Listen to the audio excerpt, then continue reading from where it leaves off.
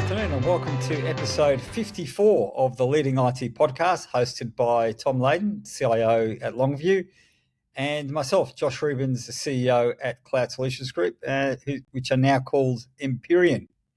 So if you're new to the podcast, welcome, and if you're a returning listener, thanks for coming back. The purpose of our show is for IT leaders to discover unique and valuable insights into current trends from both sides of the vendor-client paradigm. And we like to tackle relevant and time-sensitive topics like cloud, AI, cybersecurity, infrastructure, strategy, and leadership, and how to deal with emerging IT threats and opportunities. On today's show, it's our end-of-year show, and we're going to get into the latest news from the Broadcom acquisition of VMware, and we're also going to run through the recent Microsoft Ignite conference highlights. So we'll kick off into some news. Tom, do you want to get started? Sure, mate. Well, first of all, I can't believe it's the end of the year. How fast has this year gone, Josh? I know. Crazy. Christmas is coming. Absolutely. And if you can't see, I'm up in Broadbeach in the Gold Coast, so that's not a background. That's actually where I'm at, and that's the sea. That bit of blue there you can see is the actual ocean. Mate, next time you should do it on the beach, I reckon. And we'll do that. Yes, I think. No, I don't appreciate me. There may be some others there, yes. Oh, right. Anyway, a bit of news, like not news about the beach, but there's obviously a lot going on. I think I just want to kick off with your friend Sam Altman, who's the CEO of OpenAI. He's credited with a lot of stuff. Been a crazy year for that guy, right? So he got sacked, and then Microsoft was going to bring his team across, and he got reinstated. So he's been working on a coin as well. I don't know if you've seen this, Josh. So they've got a coin called World Coin, of course. So they're going to dominate. They're going to take over Bitcoin, apparently, with this new coin. Why do we need it? I'm not really sure yet. But what they've got, so their little gimmick is that you need to scan your eyeball to verify with this coin. So they've got all these. They've got 200 odd eyeball scanners around the world. And you can go there and scan your eyeball, and you can get access to this particular coin. So there you go. I thought. So what are they doing with it? They're just making it more secure. Is that the angle? What's the angle there? It's an identity and payment system. So it's meant to be a highly trustable identity and finance system. So interesting. The one to watch. I mean, he's not a stupid person, right? So I think it's kind of his next big thing. Be interesting to see where it goes. Yeah, wow. So a bit of news just on the local front. As I mentioned before, Cloud Solutions Group has changed its name to Empyrean, which is spelled Empyrean. So Empyrean doesn't mean I'm an emperor, as a few of the gags that have been going around. Got nothing to do with that. It means. What does it mean, Josh? It means above the clouds. So. Right. So a few reasons why we've done it. So firstly, the name Cloud Solutions Group was very relevant in 2010 when cloud was starting and people were out looking for solutions. So, it worked back then. But yeah, the market's changed a lot in 13 years, and customers, we feel, are looking for things above the cloud. So AI, which we keep talking about, cybersecurity, and the cloud layer is ubiquitous. And, the focus has moved, we think, above, and that's where we've sort of renamed, not only renamed, but also, evolved our offerings to be more, more relevant to the current state and what's coming next. And the final straw was people thought we were Citrix, because Citrix had rebranded themselves also to Cloud Software Group, also CSG, and they're not that popular at the moment. They've been putting up their prices 50% a year for the last 2 or 3 years. So we didn't want to be associated with that. So yes, sort of a big change for us, but it's exciting. It all sort of went live last Tuesday. So on the, what was that now? So the 12th of December. And yeah, so exciting times for us, and yeah, looking forward to a big 2024. Now, getting on to actual news. So the Broadcom acquisition of VMware finally went through. I think it was nearly 570 days. There was I think the last holdout was the was the Chinese government, but obviously Broadcom managed to negotiate their way past that. And there's been a couple of really big announcements. So the first one is they've announced they're going to divest of their end user computing division and of Carbon Black. So there's two divisions that they're getting rid of. So the end user computing division is sort of their whole virtual desktop, the VMware virtual desktop product, Workspace ONE, and Carbon Black was a sort of antivirus, sort of next generation antivirus tool that VMware acquired. It was a pretty good product, and they haven't done a heap with it, but they've announced they're going to divest that. So sort of straight up, bang, they're getting rid of two really big divisions.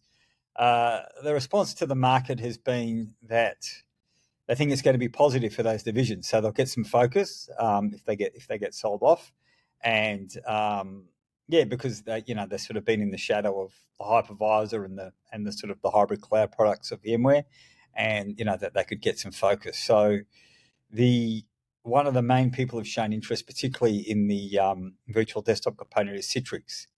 So that would be interesting, Tom, if Citrix acquired it. What do you think about that? So look, it's interesting to see what Citrix will do with it. How does it fit into their current offering? I guess we'll see what happens. Carbon Black, what these security things is a crowded market, isn't it? And there's consolidation in this space.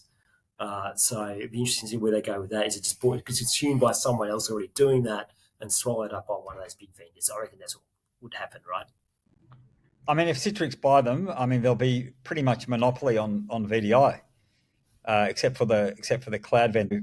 It sort of makes sense that Citrix would buy them. That would be interesting. I wonder if the equivalent of the ACCC or the SEC over in the US would allow that to go through. That's quite interesting. Another vendor that could buy the VDI product could be someone like Amazon. I mean, they've got their Workspace ONE, but they haven't really got much. Can't see Microsoft doing it. So and the Carbon Black, maybe it would be a venture capital firm. They've got some customers. It's profitable. So interesting to see that they sort of came straight out of the gate with that.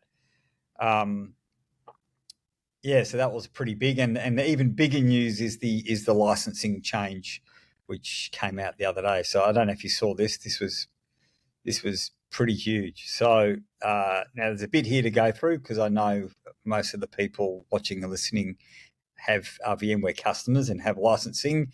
So I've done a bit of research. So there's a bit here to cover off. But the essential the first thing to note is that Broadcom will no longer be selling perpetual licensing.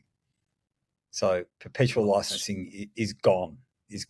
So what's that mean? Subscription only. It's going to move to subscription only. I think I've managed to get a couple of quotes through in the last week. So I think there might be, they were saying it from the day of announcement, which was last week, but I think there might be seems to be a bit of a grace period. Otherwise, why would I be getting perpetual licensing quotes still? But very quickly it's going to change. I mean, I don't think it's a surprise to anyone. What does that mean? Does it mean it goes up in price, though, for everyone? Is that what we're talking about?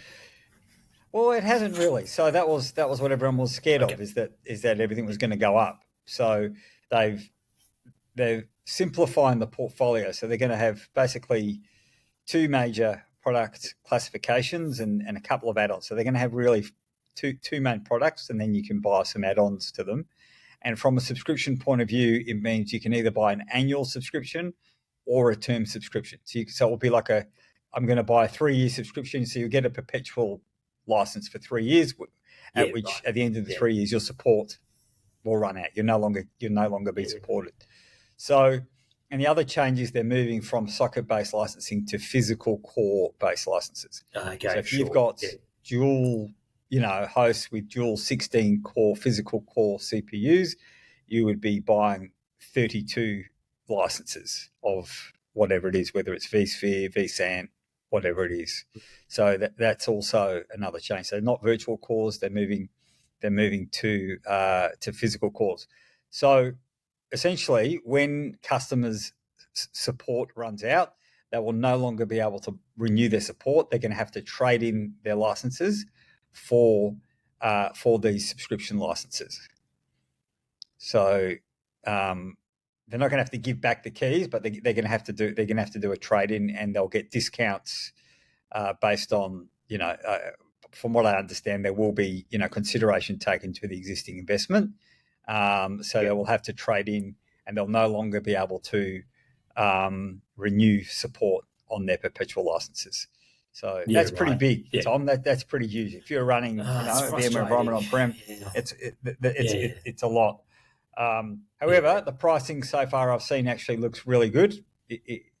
On par with what it was previously. So the concern about them jacking it up was at this stage hasn't been realised, and so that's good, because I think if there was a small 20% increase, customers would take it, but if it was 50-60%, customers would be seriously looking at whether it's Nutanix or Hyper-V or cloud or whatever that people would be looking. But it seems to not be the case, which is really good. So bringing it along with a lot of other vendors, really. So from going from perpetual to subscription, it's pretty standard these days.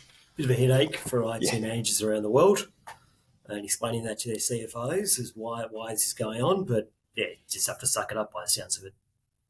Yeah, I mean, and for a vendor the size of VMware to be bought, a 69 billion acquisition, I mean, that's huge, right? It's hard to, if they can be bought, I suppose the only people you'd think couldn't be bought would be Amazon, Microsoft, and Google, or maybe Oracle, given the size. But so I just want to go through the packages. So they're going to have two categories in their portfolio. So it's going to be something called vSphere Foundation, and the other one is going to be called VMware Cloud Foundation. So from a VMware Cloud Foundation, this is for customers who, using hybrid cloud, want to do a lot of automation with VMware. Mm-hmm. They've actually reduced the subscription list price by half straight away. Right. So they've dropped it. So they really want to encourage customers to go that. So they've halved the list price. So which means, when you're getting discounts, it should be, significantly lower than it was before. And the other one is called vSphere Foundation. There are, for smaller customers, there's two sort of other offerings. So there's the Essentials Plus kit. So that's if you've got a small site or you've only got 20 or 30 virtual machines. That's essentially, you get vSphere Essentials Plus, which has been around for a while, which gives you HA, vMotion, vCenter, but it's limited to three hosts, to three physical hosts. So if you're a small site and you want to connect it to a SAN, you've got that. There's something called vSphere Standard, which is for customers who just want to use an entry-level vSphere with vCenter Standard. And then there's the vSphere Foundation, which is, I think, where a lot of our customers will go, where you get a bundle. So you're getting vSphere Enterprise Plus, vCenter Standard, you get vSAN Enterprise, and you get 100 gig for free. So which means there's going to be some capacity charging going on.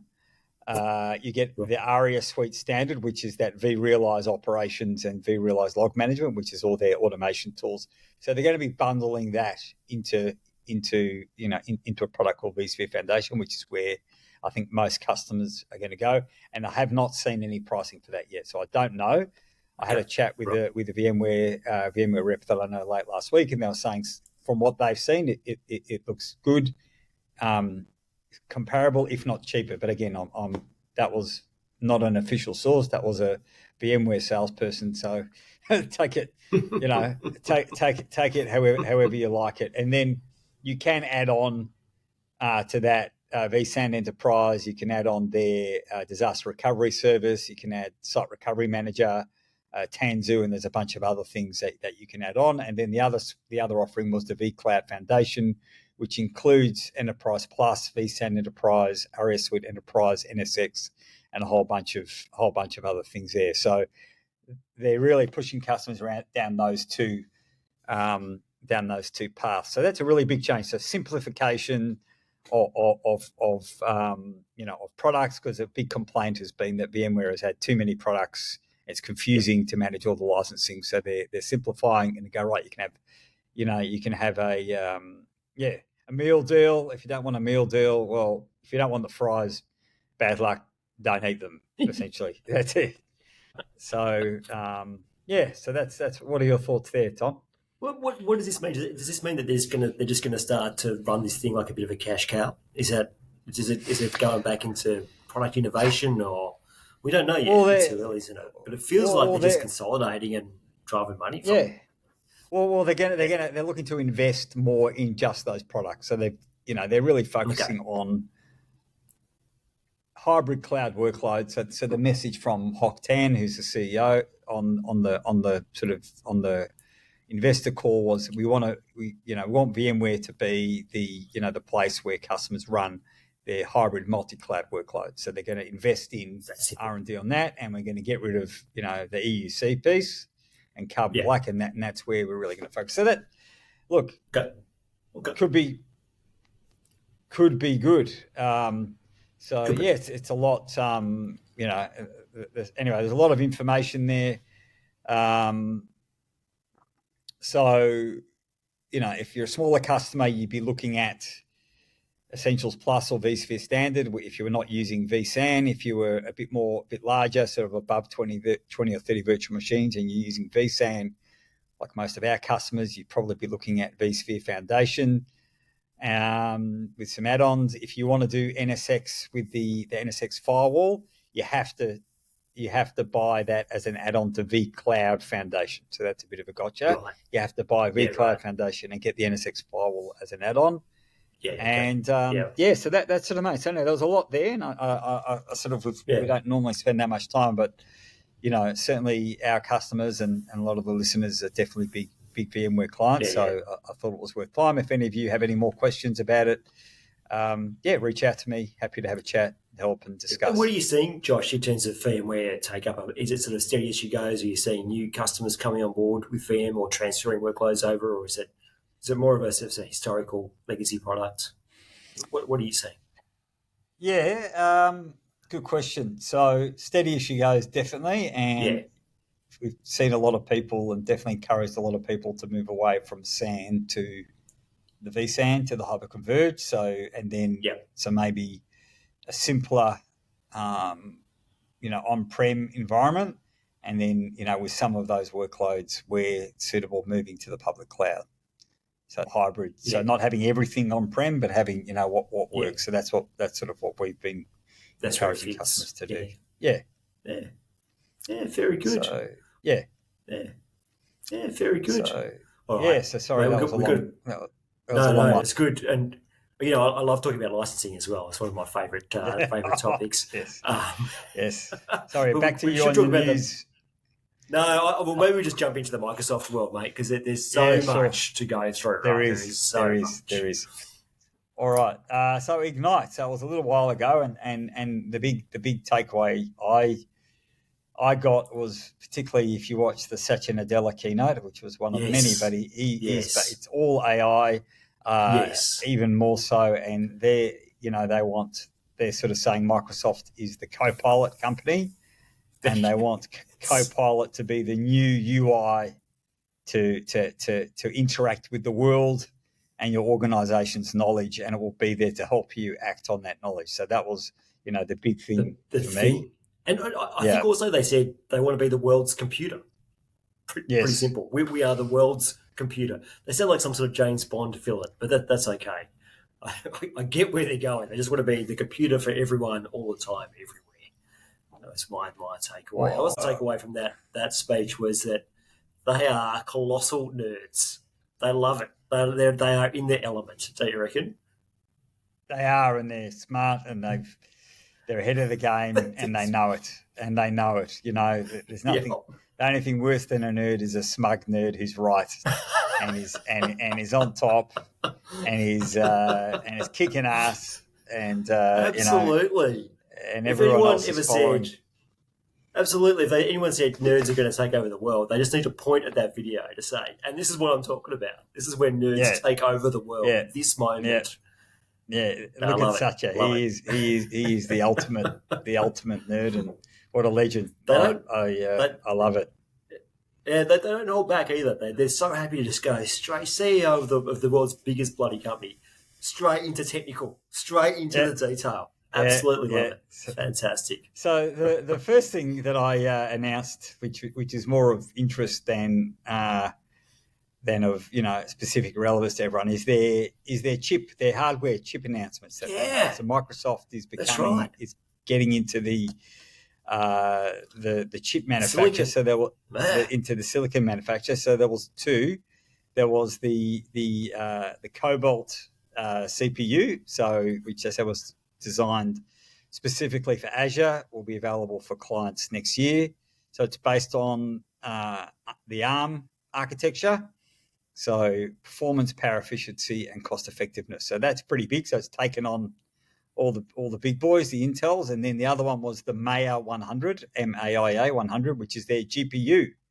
So it's an AI accelerated chip. So it's all about AI workloads, OpenAI, Bing, Copilot, ChatGPT, etc. So that's huge. I mean, it's not going to affect IT managers around the world today or anyone listening immediately, but it just shows that Microsoft, as we said, they're covering all the angles. They're not leaving any part of the market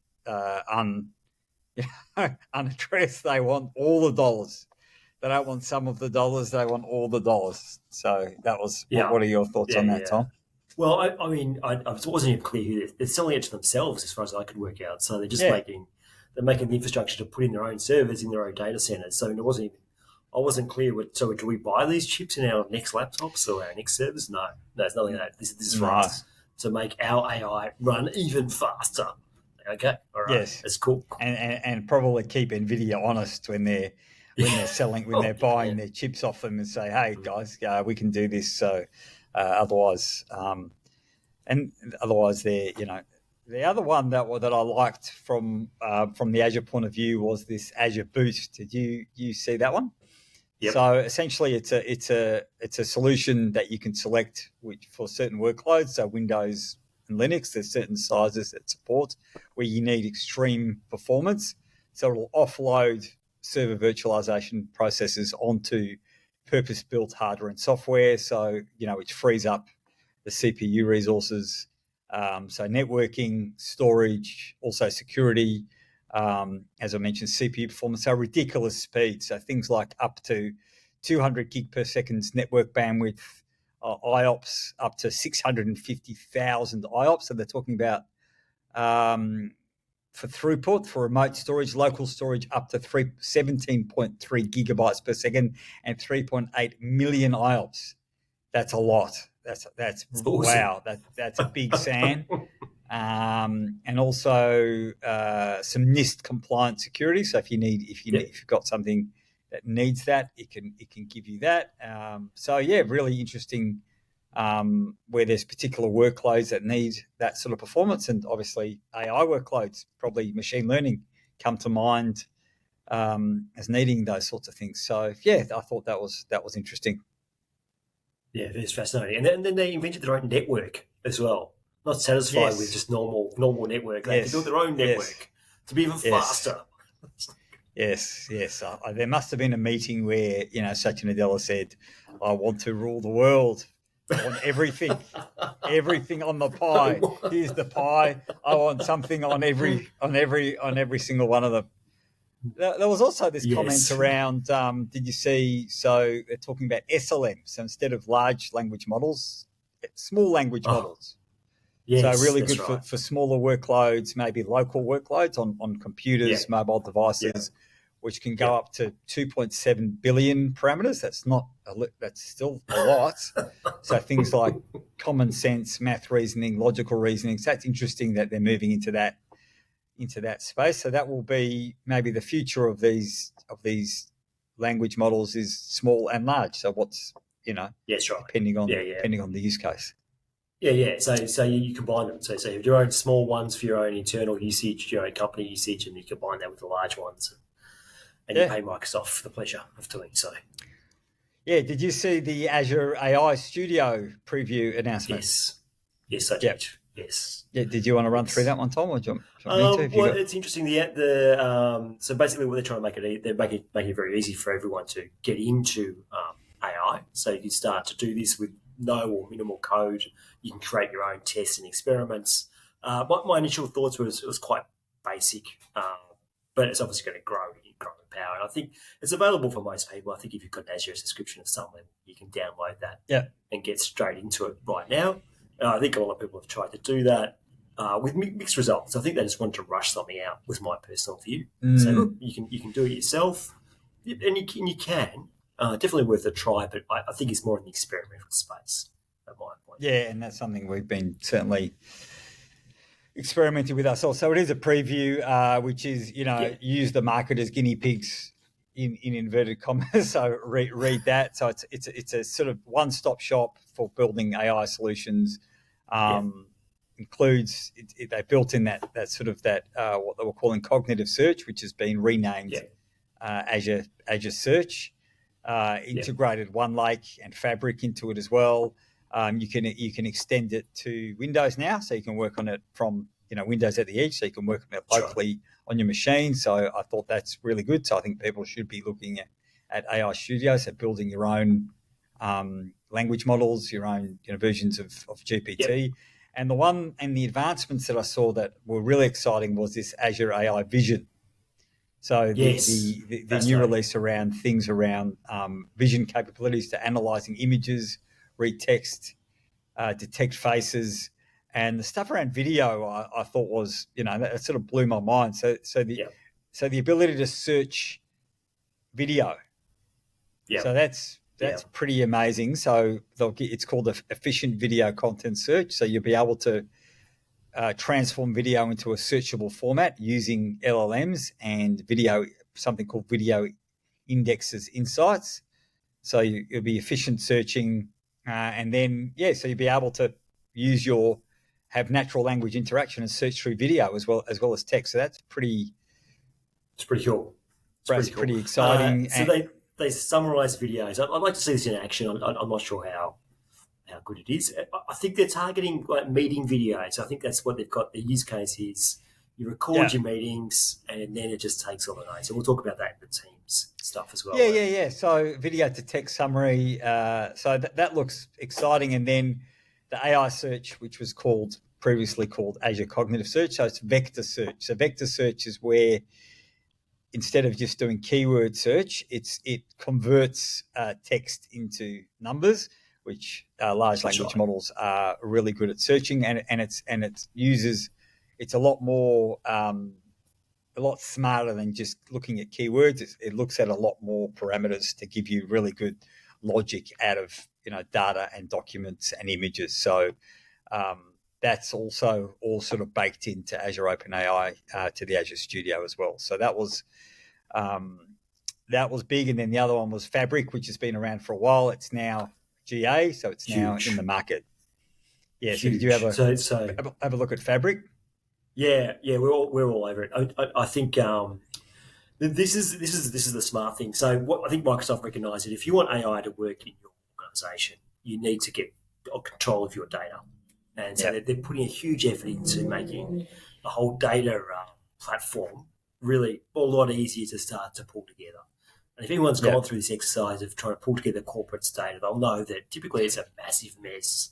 It's very hard to get to. It's poorly labelled, poorly understood, and it's very difficult to get a comprehensive view of your organisation's data. So Microsoft have come along, they've created the Fabric, which is part of their broader intelligence platform, or whatever that's called.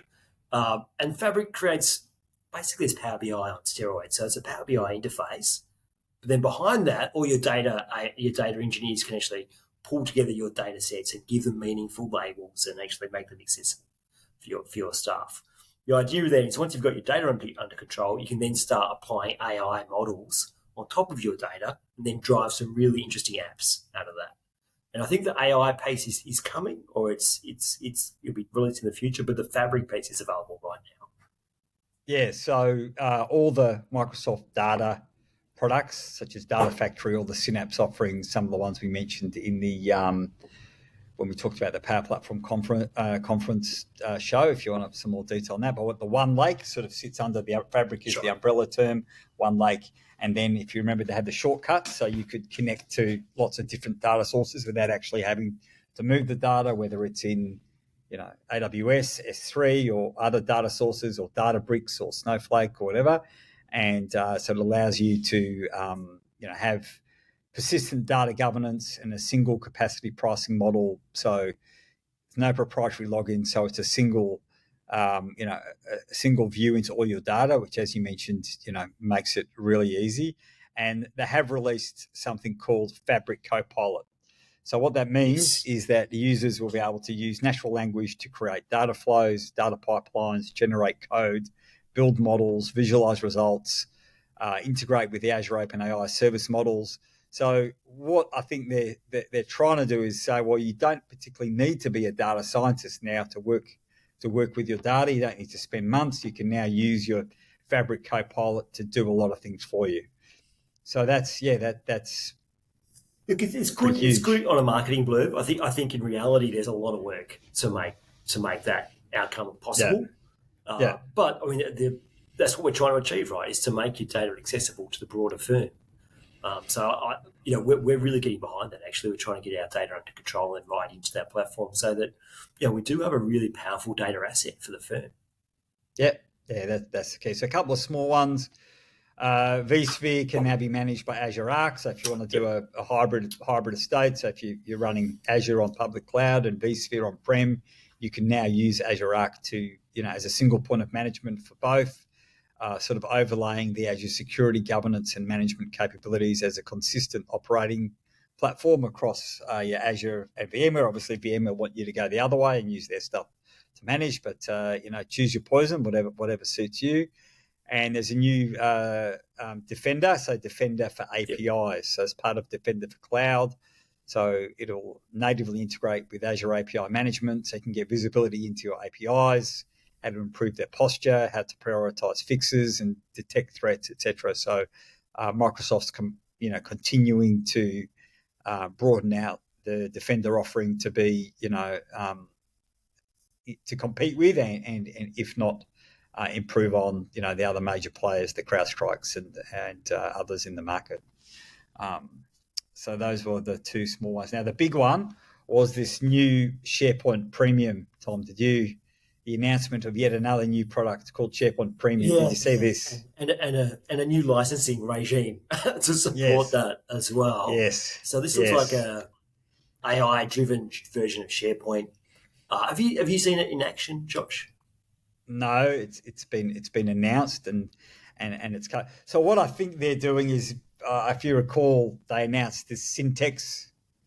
Yep. Something called Syntex, and also SharePoint Advanced Management. So those are all going to go under this SharePoint Premium banner, and then allow Microsoft to charge you more money for the pleasure. For the pleasure. Well, no, I think it's a bit more. There's more to it than that. I mean, the cynicism aside. Yes, I think there's a lot. They're saying. Yeah, they're saying that there's a lot of unstructured data in your SharePoint environments, and that includes OneDrive and the files behind OneDrive, of course. I think what they're trying, look, with this premium feature, we're going to sort of unlock a lot of that data in your unstructured things, and then we'll introduce the Copilot experience to your unstructured data, which means that you'll be able to access it and be smarter and better. So the broad concepts there, how it looks in practice, we're not sure yet. Yeah, so, I mean, what I'm seeing, and you're probably seeing, is a lot of customers are moving away from on-prem file servers and moving everything into SharePoint. That's what we're definitely seeing. The benefit of having, the search, the nice front end, collaboration capabilities. Obviously, it creates a lot of AI, helps with AI. It creates some governance and security challenges, which is where the whole Purview suite comes into play, and then the SharePoint's the back end for OneDrive and Teams, how all that works, and all that knowledge management. So we've been doing a lot of engagement of late around helping customers with that. That seems to be, everyone seems to want to migrate from their on-prem file server to SharePoint to migrate their data. There has been historically a cost issue because of a storage cost issue. So so SharePoint storage. So as every tenant gets a terabyte of SharePoint storage and then 10 gig per 365 license. So if you had 100 365 licenses, you would have 2 terabytes of SharePoint storage, and you were paying 20 cents US a gig for everything above that. And I've got customers who've been spending 15 to 20 grand a month. So that's a lot. So one of the main things which you spoke about a while was the archiving, the M365 archiving solution. So that is now in paid preview, so customers can finally start using it. So you can move out of date content to older to more to cheaper storage, and it preserves their versions, metadata, and security, and it's all within the Microsoft Trust boundary. But once you've archived the content, users can't access it and search it. But however, admins can still search it and do e-discovery and all that sort of restore stuff. Correct. Yeah. Correct. Okay. So it's available in public preview for customers. The cost of it. So finally, I found the cost. It's 5 cents a gig a month, US. Okay. Which is pretty good. So I compare that to 20 cents a gig US. It's pretty good. It's cheaper. But it's still premium, isn't it, for this stuff, right? It is, but you are getting some services, and I suppose if you're a customer paying 20 grand a month for your SharePoint storage, and you're now paying 5 grand a month, that's probably pretty good. However, when you want to reactivate the data after 7 days, they're going to charge you 60 cents a gig to reactivate the data. Right. Yeah. So brilliant, that does help the I want to move my file server in. So there is a cost there is a cost reduction there, because there hasn't been a lot of options there. Other things like they're saying Syntex will still go. Is there's things like features called content experience and solutions. So using AI to keep content fresh, integrating automation, content governance with Purview as well around managing the data lifecycle, e-signature. This is good. So just the e-signature one was good. Content. The e-signature was good, but also the content management. So it starts to label your files for you, which is something that's been a massive problem. So no user ever labels their file ever. I've never seen someone going, "Oh, this one's secure." But this thing will actually go through and say, "Oh, you know what? You've got a whole bunch of bank account details in this document. So let's start labeling this document properly and securing it properly." Purview, you need Purview to do that. Purview's doing the labeling. The Microsoft Purview is what does the data classification and security and all that sort of stuff. So it's you need it together. Right. So there is that. The e-signature piece is coming out early in 2024. They'll have their own. DocuSign and Adobe will be launch partners. So if customers are using them, that will integrate. But obviously, they're going to try and get customers off that onto their own. So these new pay-as-you-go services will be generally available by the end of this month. And the other one that we've been waiting for, we mentioned before, is the backup, the M365 backup tool. So they're going to charge you 15 cents a gig a month for that backup storage. Right. So that's that adds up pretty quickly. Yes. Yeah.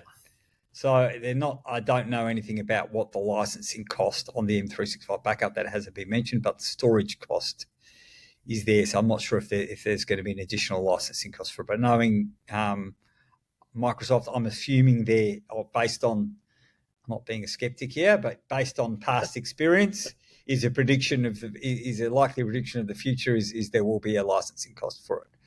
So so that was huge. I thought that SharePoint Premium is going to be like Teams Premium. That's going to be big.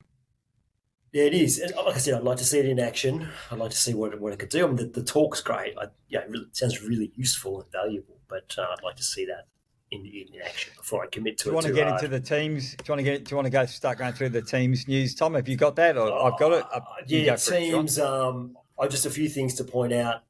So they've put a lot of effort into creating efficient meetings, and by that they're doing things like essentially recording recording the meetings and then creating transcripts and then working out what the action points are automatically and then allocating tasks and whatnot to that.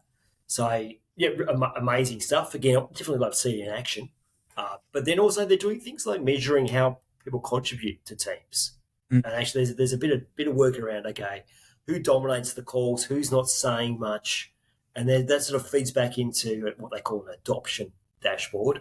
But sounds kind of crazy to me. But it'd be really interesting to see how that goes. And then what they're saying they're going to do is actually report on how efficient your meetings are being run. Yeah. As well. So great news for all those who sit through really boring meetings dominated by one or two people. Hopefully they get some quite direct feedback about how what I love about this, Tom. I think the way we both researched the Ignite news reflects how we talk about both sides of the vendor paradigm. So I'm being a vendor, you being a customer. So you look for things that are good for a customer, and I look for things from the other. So I looked at the Teams news and I pulled out totally different stuff. So I love how we between the two of us we're going to cover we'll cover all the stuff. So the stuff that I thought was I'm not having a go, Tom. I think I love it. It's true. Hopefully people. So there's things called voice isolation in Teams meeting and calls. So whether it's an AI feature where you can do advanced noise suppression, so you can make it that it will recognize an individual's voice and will filter only their voice during the meeting, the calls when you're talking, which is awesome. Decorate your background. So instead of having to use a pre-canned one, so that was you can use AI, so you can add different things to your background. But also it's going to remove the crap in your background as well. Yes. So when you've got a pile of crap, it's going to scrub that out. Okay. Yeah, it's like that Google phone ad, where you can change things. So you can use add a plant, remove clutter, forward chat. How good will that be to forward chat? Yay. What does it mean, forward chat? In Teams chat, you could forward a chat. Right. Okay. Not that easy to do it. Try doing it at the moment. Really? The other thing the other thing that's cool is for Teams Rooms. So you can now deploy Teams Rooms using Windows Autopilot. So that's been a real pain getting Teams Rooms set up. And then talking about the meeting summarization. So they're now using Microsoft's Whiteboard and Copilot in Teams. So they'll be able to not only summarize, they'll also visualize the spoken points. That's right. Organize them in Whiteboard so you can see, and then they'll be available as a sort of as a whiteboard file, and then people can access them via Teams, OneDrive, and share. And AI will suggest ideas. Yes. How good is that? Yes. So when the AI goes, here's a better idea than you Muppets. Here's some new better ideas. You idiots. That's great. So those are the ones. I just love how we look for different stuff. The other stuff is Copilot and Outlook is coming, so helping you prepare for meetings, scheduling meetings. So we'll look at your diary, look at your emails, look at your files, and we'll do all that for you. So that's going to be ready early 2024. So that was more the collaboration, and the rest of the news was all security, and there was a lot. I had a few. There was a lot of security. Do you want to go before we get security? Yeah. Because I think in productivity there was. I thought the other big announcement was the merger of the To-Do, Planner, and Project. Yes, I think it's actually quite a big deal because we all battle with, do we use Planner or is it To-Do or is it whatever is a project? Yeah. We're like, you know what? It's one bloody thing. That's what it is. It's just tasks. It's a project. You can allocate them out. So I thought that was a big step forward. That's obviously been taking a long time in the making. But bringing those things together makes life a lot easier for everyone. Yeah, it's going to be called the Planner app. It's going to be unified into Planner, and it will be available in spring 2024. What's that? In spring. So, okay, so Marchish. Is that right? Yeah. Cool. All right, and then security. Let's get into it. Hey, there's so much to talk about. Yeah, okay. So there's a lot here. So the main ones is there's going to be embedded copilots within all the Microsoft security tools that you're using. So Intune, Intro, which is with Azure AD, in Purview, in the Cloud Posture Management. So you're going to have an embedded copilot. So that was the first thing. So it's just around really improving, your tools. So essentially, hopefully, you could be a less experienced IT security person and be able to get, better outcomes for the business. So within Purview, what else we got? Yeah, around Entra. So it'll look at investigate identity risks or troubleshoot your tasks. So things like, why did this sign-in require MFA? IT admins, they can ask about users, groups, sign-ins, permissions, and instantly get a risk summary, steps to remediate, and recommended guidance for each risk. So that's pretty cool. Intune, so it'll be embedded in. You'll have a Copilot in Intune, so it will generate policies, gather device information. In Purview, again, it will generate a summary of risks, users. So again, and Cloud Posture Management. So I don't think we need to, keep going on about that. But each of the Microsoft tools are going to have, an uplift in smarts and usability using with a Copilot. I thought one of the interesting points was that they were saying that security admins receive more than 50 alerts a day, and then they only get to 50 to 60 to 70% of them. So with AI, they start to drown out the noise so that you can then focus on the real alerts and then do something more intelligent, right? That's what you want AI to do, is to remove all that shitty noise and then focus on the real issues. Yes. Now, the big one is so Microsoft Defender 365 has now been renamed Defender XDR. So it's been extended detection response, so beyond M365. So now it protects Windows, Linux, Mac OS, Android, iOS, as well as Azure, AWS, and Google Cloud. So again, Microsoft are really wanting to compete with, then they're now there's been complaints with the multiple login portals. So then you're now going to have a single portal for Microsoft Defender XDR and Sentinel. So you'll have a unified experience. You can still have the separate portals, but now you can manage it all with your Copilot all in one place. So that's huge. That is really, really big news.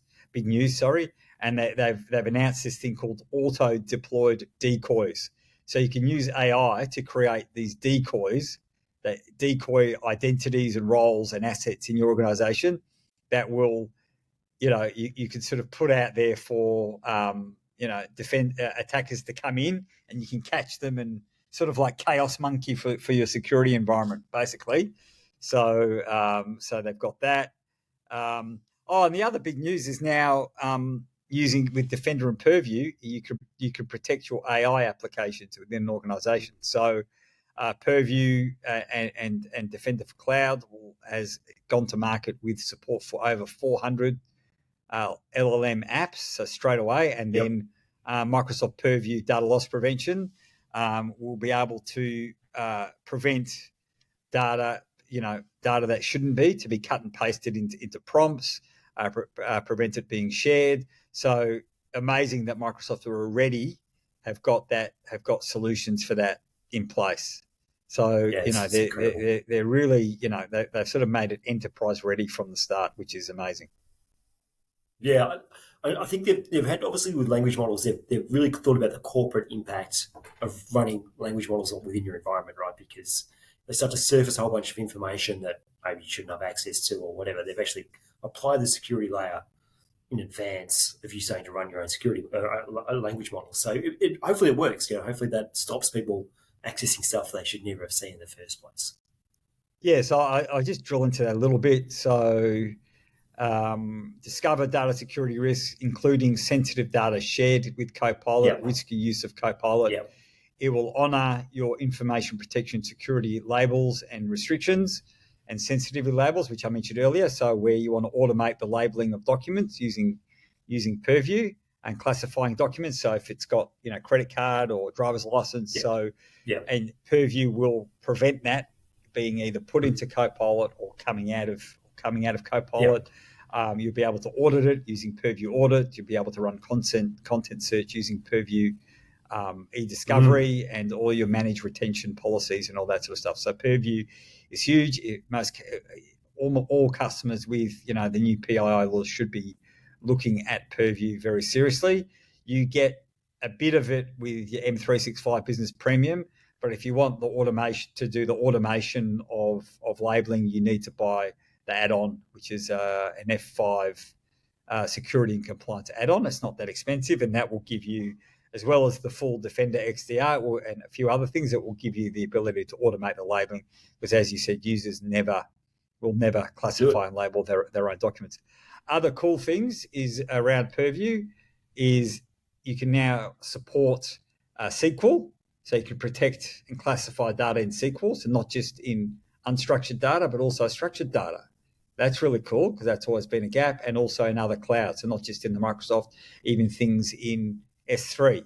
And then if you have Defender for Cloud, it can also cover off third-party SaaS applications as well. So it's really becoming what used to be an M365 centric tool. Microsoft have really invested in broadening out the capabilities of data sources of Purview. Yeah.